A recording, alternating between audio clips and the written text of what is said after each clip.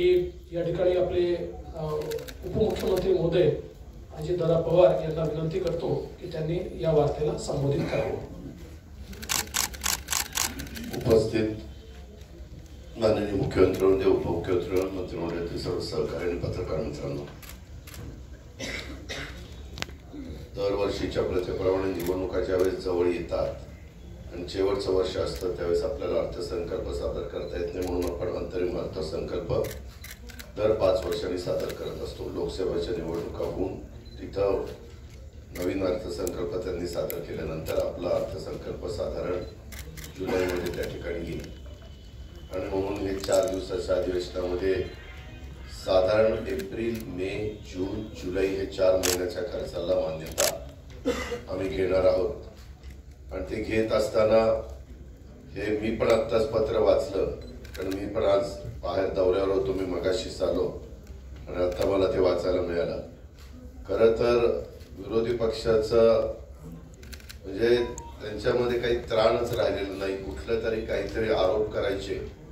त्याच्यामध्ये मी तर आल्यावर एक चौकशी केली महानंदच्या बद्दल। बघा, सातत्याने बोललं जातं की महानंद गुजरातला देऊन टाकलं, गुजरातच्या दावणीला बांधलं। महानंदची जागा पत्रकार मित्रांनो गोरेगाव मध्ये आहे, ती आपल्या सरकारची जागा आहे, महानंदला दिलेली जागा आहे। अनेक महत्वाचे प्रकल्प काही वेळेस एनडीडीबी ही पूर्णपणे देशाची एक दुधामध्ये काम करणारी संस्था आहे आणि मागे आपल्याच महाराष्ट्रातला जळगावचा दूध संघ हा एनडीडीबीने चालवायला घेतलेला होता। तो चांगला चालायला लागल्यानंतर पुन्हा तो जळगाव जिल्हा दूध संघाकडे आला आणि आता दुधा उत्पादक शेतकऱ्यांचे प्रतिनिधी तो संघ चालवतात। त्याच्यामध्ये जाणीवपूर्वक काहीतरी आम्ही महायुतीच्या सरकारच्या माध्यमातून वेगळं करतोय, कुणाला तरी कुणाच्या तरी घशात काहीतरी घालतोय, हे इतकं दादांत कुठेही माहिती घेत नाही, काही करत नाही आणि उगाच उचलली जीभ लावली टाळायला अशा प्रकारच्या त्यांचा काहींचा प्रयत्न चाललेला आहे। त्याच्यात अजिबात तथ्य नाहीये। ही बाब मला आवर्जून आपल्याला सगळ्यांना सांगायची। मी करार केल्यानंतर अजून करार पण झालेला नाहीये, चर्चा झालेली आहे, सगळ्यांनी राजीनामे दिलेले। आता त्यांचा प्रस्ताव आल्यानंतर कॅबिनेट त्याच्याबद्दलची चर्चा करेल, निर्णय त्या बाबतीमध्ये घेईल आणि तो स्पष्टपणे आपल्या सगळ्यांनाच कळेल। पण ह्याच्यातून कुठेतरी दूध उत्पादक शेतकऱ्यांच्यावर हे सरकार अन्याय करतंय अशा प्रकारची भावना निर्माण करायची, हे अतिशय चुकीचं त्यांचं आरोप आहे, हे पण मला या निमित्तानं सांगायचंय। आताच डीसीएम साहेब म्हणाले तशा पद्धतीनं खूप चांगले निर्णय आजच्या मंत्रिमंडळाच्या बैठकीमध्ये घेतले गेले। थोडंसं मध्ये पंतप्रधानांची कॉन्फरन्स एक होती, व्हिडिओ कॉन्फरन्स, त्याच्यामध्ये काही महत्वाच्या कार्यक्रमाच्यामुळं आम्ही तिथं हजर होतो, म्हणून थोडं पत्रकार मित्रांना पण भेटायला आम्हाला उशीर लागला, नाहीतर आम्ही मगाशीच तुम्हाला सगळ्यांना भेटलो असतो। एकंदरीतच आता वेगवेगळे ज्या काही घटना आपल्या महाराष्ट्रामध्ये घडतायत, त्यांनी ड्रग्सच्या बद्दलचा उल्लेख पण पत्रामध्ये केला। मित्रांनो, पुण्यामध्येच नवीन आलेले सीपींनी त्याच्यामध्ये लक्ष घातलं, पोलीस यंत्रणेने लक्ष घातलं आणि 4000 कोटी रुपयाचं जवळपास ड्रग पकडलं आणि अजून पण त्याचे धागेदोरे कुठपर्यंत जात आहेत ह्याचा शहानिशा तपास चाललेला आहे। कुठं लंडनला धागादोरा पोचलाय, पंजाबला धागादोरा पोचलाय, वेगवेगळ्या भागामध्ये ते धागेदोरे पोचले। त्याच्या संदर्भामध्ये एवढा आता तपास लागला, त्याचं कुठंतरी थोडंसं कौतुक करायचं सोडूनच द्या, परंतु एवढं कसं वाढलं, काय वाढलं, वाढायला नकोच।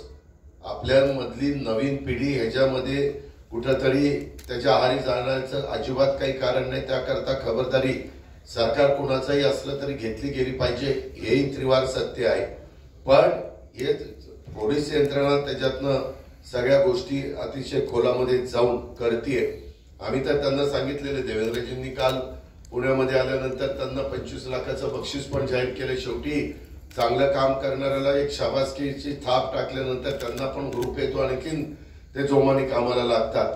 ही पहिल्यापासूनच पद्धत आहे, परंपरा आहे, त्याच्यामध्ये काही नवीन सरकारने केलंय अशातला भाग नाही।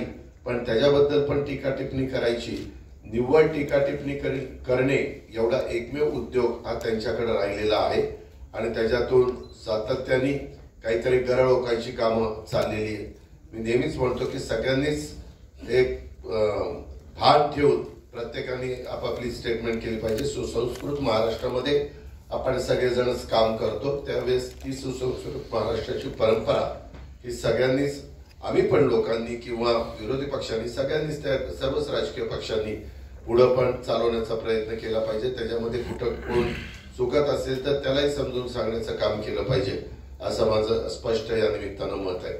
मित्रांनो, दुसरा एक महत्वाचा मुद्दा एक आहे तो म्हणजे मराठा आरक्षणाच्या बद्दल. आपल्यालाही सगळ्यांना माहिती आहे की स्वतः राज्याच्या प्रमुखांनी शिवाजी महाराजांची शपथ शिवाजी आपल्या दसऱ्याच्या वेळेस घेतली, विजयादशमीच्या वेळेस, आणि त्याच्यानंतर संपूर्ण सरकार त्याच्यामध्ये कामाला लागलं, यंत्रणा कामाला लागली.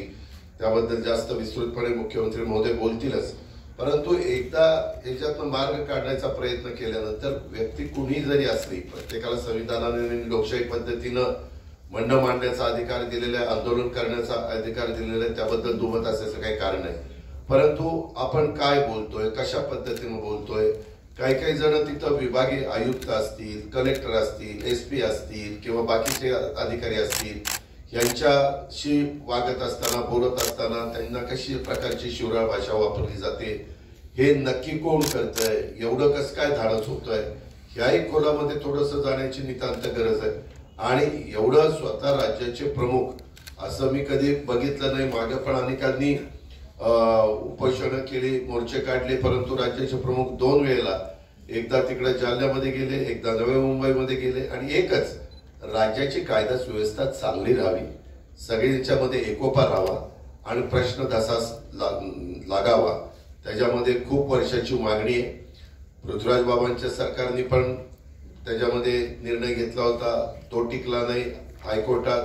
देवेंद्रजींनी पण निर्णय घेतला, तो टिकला नाही सुप्रीम कोर्टामध्ये. आणि त्याच्यानंतरच्या काळात आता निर्णय घेताना माणूस एखादा दुधाने तोंड भाजल्यानंतर ताक देखील फुंकून पितोही आपल्या मराठीमध्ये बोललं जातं.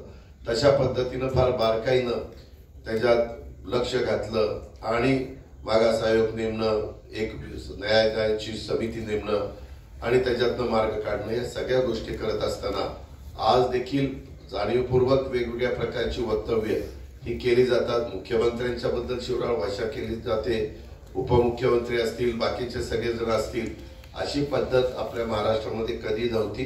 कुणी असं समजू नये की बाबा हे आपण काही बोललो तर ते खपतं, असं होणार नाही. शेवटी सगळ्यांना नियम कायदे सारखे आहेत याची नोंद देखील सगळ्यांनी घ्यावी. कारण नसताना हे समाजामध्ये गैरसमज पण निर्माण करण्याचा प्रयत्न करू नये. आणि मला समाजाला पण आवाहन करायचंय की हे सगळं करत असताना याच्यामध्ये सगळ्या गोष्टी टिकाऊ होतील ह्याच पद्धतीचा प्रयत्न, जसं बिहारच्या सरकारने नितीश कुमार यांनी 10% आरक्षण वाढवलं, तसं आपलं 52 अधिक 65 अधिक हे 72% झालेलं आहे. आणि सगळ्यांचं मत आहे की हे फार बारकाईनं काही कोटी लोकांचं सगळं माहिती घेऊन ते केलेलं आहे. सगळ्या सोयऱ्यांच्या बद्दल 6.5 लाख हरकती आलेल्या आहेत, त्याच्याबद्दलचं पण काम चाललेलं आहे. शेवटी करताना काम मागणी केल्यानंतर ती कायद्याच्या नियमाच्या चौकटीमध्ये कशी बसेल हा देखील अतिशय महत्वाचा त्याच्यातला प्रश्न असतो. याची पण नोंद कृपा करून सगळ्यांनी घ्यावी.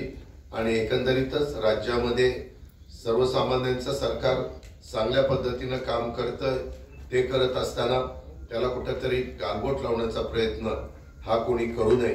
त्याच्या पाठीमागे कोण आहे त्याही बद्दल खोलात जाऊन त्याच्या संदर्भातली माहिती घ्यावी लागेल. कारण एक व्यक्ती एवढं धाडस त्या बाबतीमध्ये करणार नाही, तर त्याही संदर्भामध्ये सरकार निश्चितपणे योग्य ती भूमिका घेईल, एवढंच मला या निमित्तानं सांगायचं. धन्यवाद.